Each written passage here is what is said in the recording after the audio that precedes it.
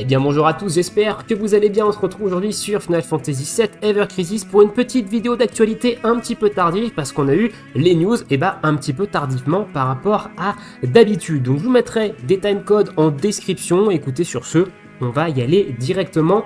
Direction les notices et on va commencer par parler du petit cadeau pour les 7 777 000 téléchargements du jeu. Je crois que c'est ça, si je me trompe pas. On a eu 1500 cristaux et une multi en tickets normaux. Vous pouvez les récupérer directement dans votre boîte cadeau. Si jamais vous craquez la multi, n'hésitez pas dans l'espace commentaire à me dire si vous avez eu de la luck ou pas sur cette petite multi.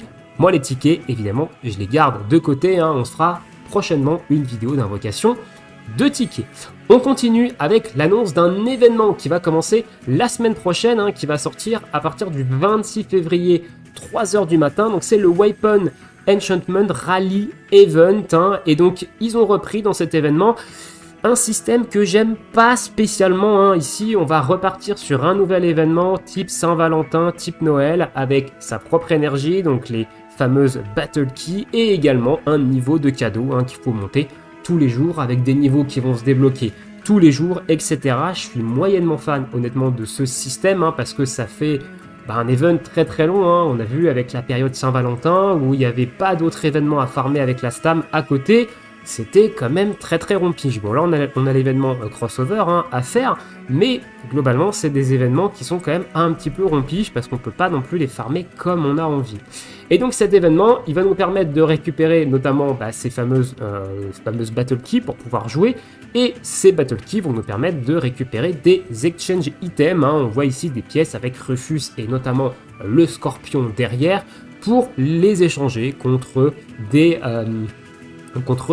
rewards qui sont plutôt intéressantes parce qu'on voit ici qu'on a un ticket d'invocation 5 étoiles garanti ici dans cet événement et des Mithril Ore, donc l'item qui permet de passer des armes au niveau 90. Donc j'attends quand même cet événement parce que ça peut être intéressant, un événement comme ça centré sur notamment les objets d'amélioration d'armes. Ça peut être vraiment intéressant, notamment également pour les nouveaux joueurs, pour aller récolter pas mal de ces items et pouvoir upgrade en fait pas mal d'armes. Alors c'est vrai que depuis quelques temps, le jeu est globalement dans un mood assez nouveau joueur. Ici, même si on a des petites choses pour les anciens joueurs, c'est vrai qu'on sent qu'ils veulent quand même attirer des nouveaux clients, des nouveaux joueurs, et ils mettent des événements qui vont un petit peu les aider globalement à progresser dans ce début de jeu. Mais j'ai envie de dire, même pour un ancien joueur, ce genre d'événement, on prend. Donc on en reparlera évidemment lundi prochain quand ça va sortir. Et maintenant, on va attaquer avec la partie 2 de l'événement crossover de FF7 Rebirth. Donc on a eu déjà une notification qui a pop hier. J'ai pas fait de vidéo parce qu'il n'y avait pas non plus énormément de choses à dire. J'attendais que ça sorte en jeu pour pouvoir en parler directement. Donc on a une deuxième campagne de login bonus et de missions. Donc ici on va avoir différentes missions qui vont nous donner 1500 cristaux. On va aller voir après ce qui nous est demandé. Mais globalement, c'est des choses qu'on fait dans le jeu de manière quotidienne. Et on va également avoir un nouveau login bonus sur 5 jours qui va nous donner, lui, 1500 cristaux également. Donc on a encore 3000 cristaux à aller récupérer, une multi en tout. Et au niveau des missions, donc on va se rendre dans mission, dans campagne. Et ici, on a toujours la mission de la partie 1, ici, qui est de se connecter jusqu'à 7 jours. Normalement, on devrait terminer demain. Et une nouvelle mission de la partie 2, ça nous demande de dépenser de la stamina n'importe où dans le jeu. Donc jusqu'à quand même 3000 de stam.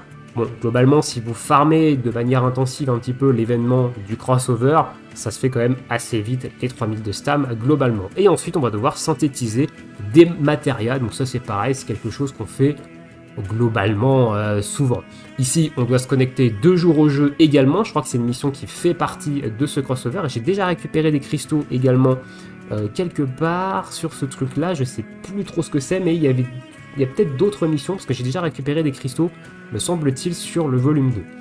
Et du coup, voilà, on a quand même des petites missions plutôt sympas. Et ensuite, évidemment, la partie 2 de l'événement directement en jeu, donc avec des nouveaux niveaux X, une histoire additionnelle dans lesquelles vous allez avoir de belles cinématiques. Alors personnellement, je les ai passées, celle-ci, pour la partie 1, j'avais regardé parce que ça faisait partie de la démo. Ce passage, néanmoins, je crois pas que ça fait partie de la démo.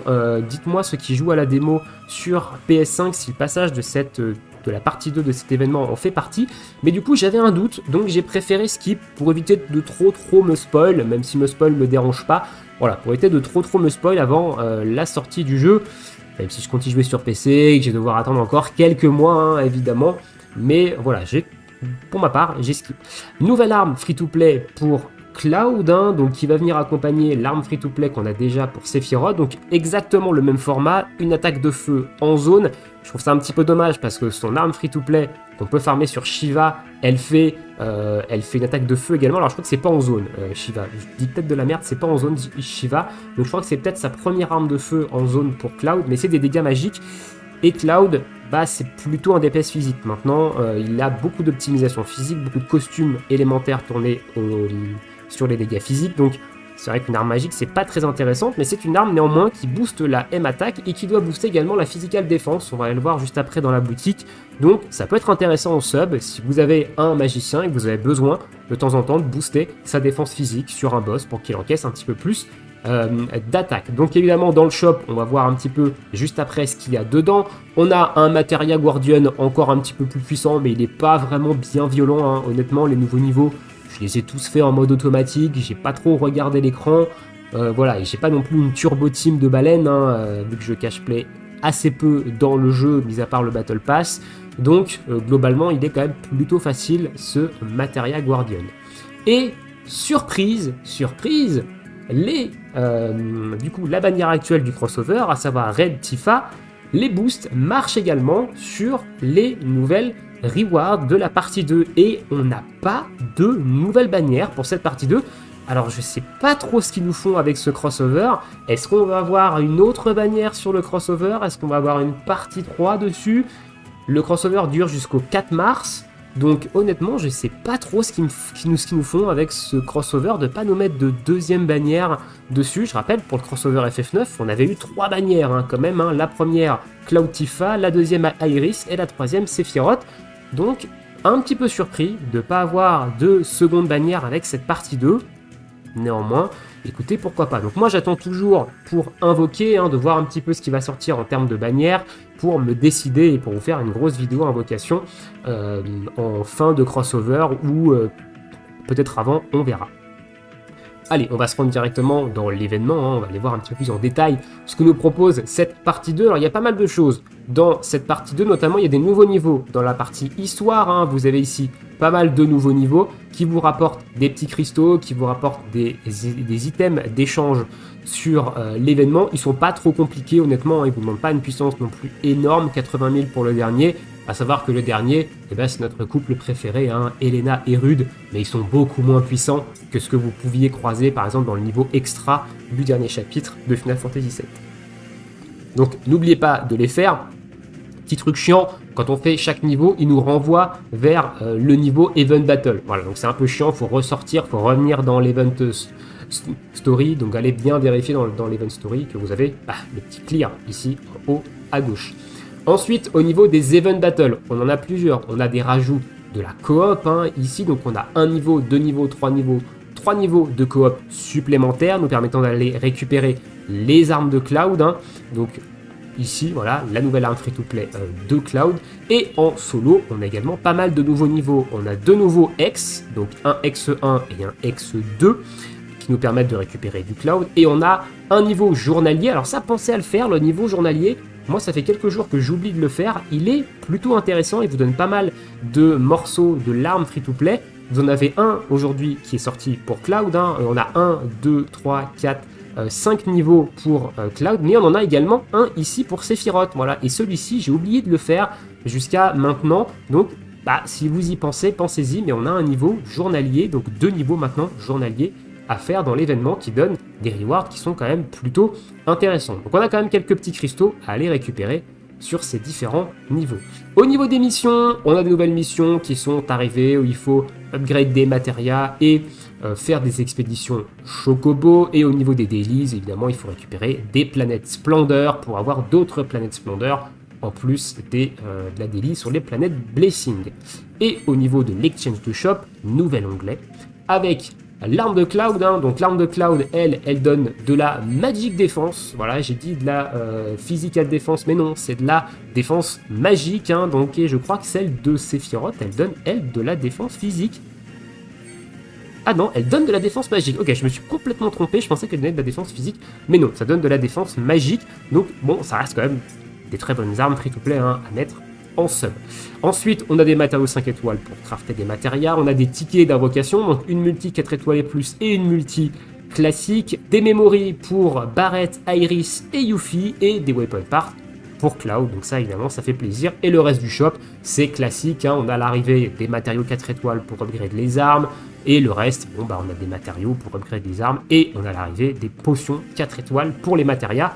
Donc voilà, un nouveau shop à vider. Personnellement j'ai pas complètement vidé le premier, il me reste quelques petits trucs, voilà, à aller récupérer.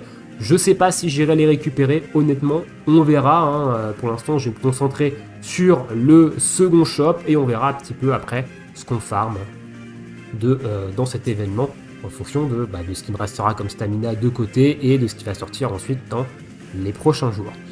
Écoutez, voilà, on a fait le tour, je pense, des news, hein. Vu qu'il n'y a pas de nouvelles bannières, c'est assez curieux. Voilà, d'ailleurs, dites-moi dans l'espace commentaire, vous, est-ce que vous trouvez ça curieux qu'il n'y ait pas de seconde bannière pour ce crossover, hein. Moi, je me souviens qu'hier, il y avait des gros pronostics sur le Discord officiel du jeu, hein, dans le chat FR, hein, pour savoir qui serait en bannière.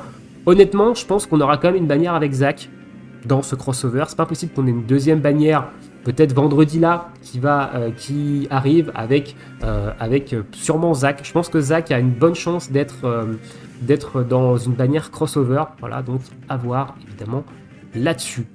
Et bien écoutez, je vous laisse ici. Je vous souhaite à tous une très bonne journée, une très bonne soirée, bon jeu. Et à bientôt, dites-moi ce que vous en pensez de tout ça dans l'espace commentaire. Ciao ciao.